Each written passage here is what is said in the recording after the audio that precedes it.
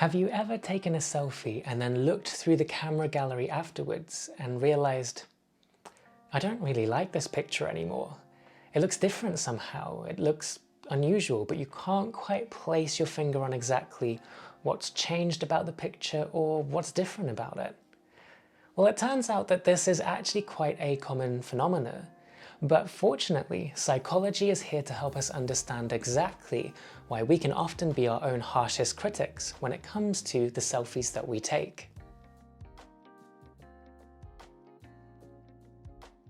To help us understand this phenomena, we first need to briefly explore how many modern camera phones actually work when we're taking selfies. So whenever we're using the front-facing camera of many smartphones, what tends to happen is the camera phone itself will actually rotate the image 180 degrees. So that is, it will present us with a mirror image of ourselves.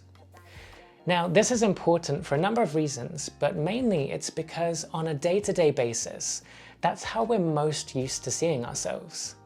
So unless you can somehow exit your body and then look at yourself backwards, most of us will tend to just simply use a mirror.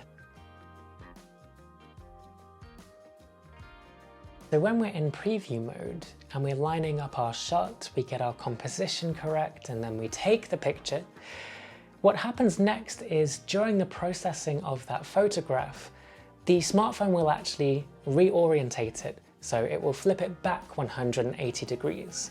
And that's the image that you'll see in the photo gallery when you go and check back on the selfie. So in practical terms, what this means is that when you're in the preview mode using the front-facing camera, you're seeing yourself as you are most familiar with in a mirror image. However, when you move over into the gallery, what you're actually seeing is the non-mirrored version of yourself, which is the version of yourself that other people are most used to seeing. Let's take a look at an example of exactly what I mean. So here in this first image, this is what I would see in preview mode on my camera phone. So we can see here that I'm on the left-hand side and the trees behind me are descending in height order.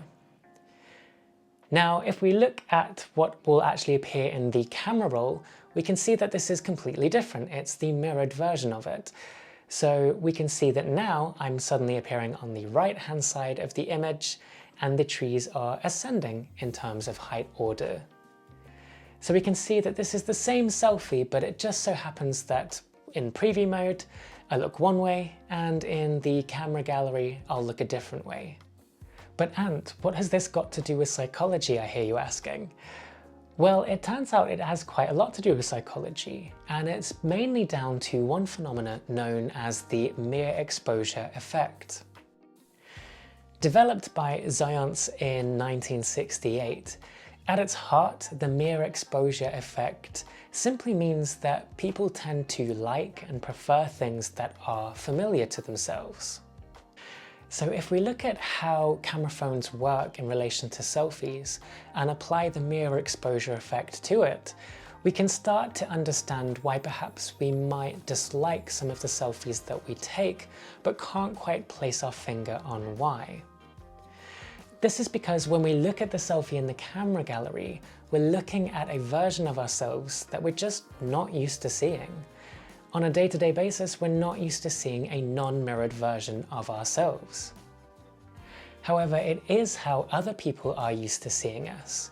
So that can sometimes explain the unusual phenomena where we take the selfie that we don't like ourselves, but we show it to a friend or family member, and they really like the picture. They say it looks amazing and you look great in it. So let's conduct a mini experiment that you can try at home to see whether familiarity dictates preference choice for selfie photographs.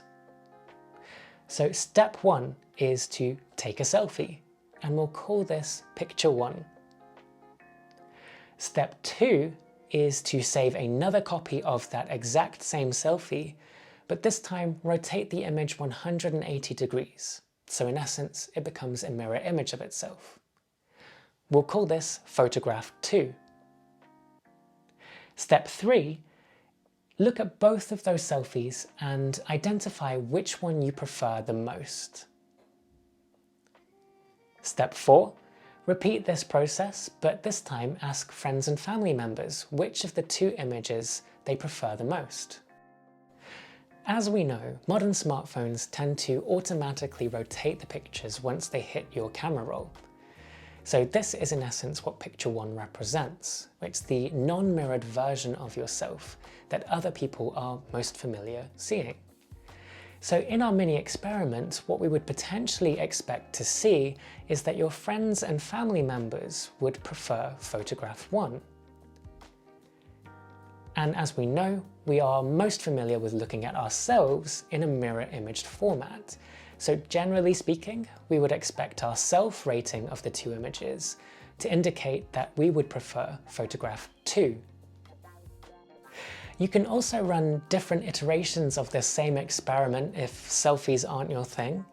So for example, you could use famous pieces of artwork. So you could use something like the Mona Lisa, for example.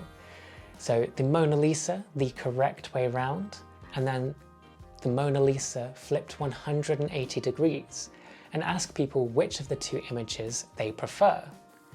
If the mere exposure effect holds true, then what we would expect to see is that the people you ask will prefer the Mona Lisa that they're most familiar with, so the non-reversed Mona Lisa. So this is all well and good, but it's just a bit of fun, right? It's just a quirky psychological phenomenon that we just so happen to potentially be able to explain. There are no serious consequences to this, right? Well, it turns out there may actually be a dark side to this effect. In an open letter to the American Society of Plastic Surgeons, Carlo Orange and his colleagues identified that they've experienced an increase in the number of patients who are seeking minor cosmetic surgeries based upon the idea that they look weird in the selfies that they take. The authors suggest that potentially the mere exposure effect may be playing a part in this, and that the mirror images of many smartphone cameras may be causing people to think that they look weird when actually it's a perfectly normal image and they are very attractive, normal, beautiful people. Now, this is obviously problematic because what we don't want to see are individuals feeling uncomfortable with the way that they look simply because of the way that modern technology and modern smartphones work. This can be particularly problematic when we consider the rise of social media, where the uploading of selfies and images is a commonplace behavior. So if modern technology is producing images in a way that we are kind of not familiar seeing ourselves in, then this can have some significant psychological impacts, increasing things like stress, anxiety, and self-image. So sharing our understanding of the mere exposure effect can help us to support individuals who may be struggling with their self-image simply because of the way in which modern technology works. So next time you take a selfie and you look in the camera roll and think, reflect on the mere exposure effect and the influence it might be having on your perception of that image. You're beautiful as you are, and you don't need any camera trickery bringing you down. If you found this video helpful, please do click that like button and subscribe, because it really helps us to reach as many budding psychologists as possible. Thank you, and I'll see you on the next video.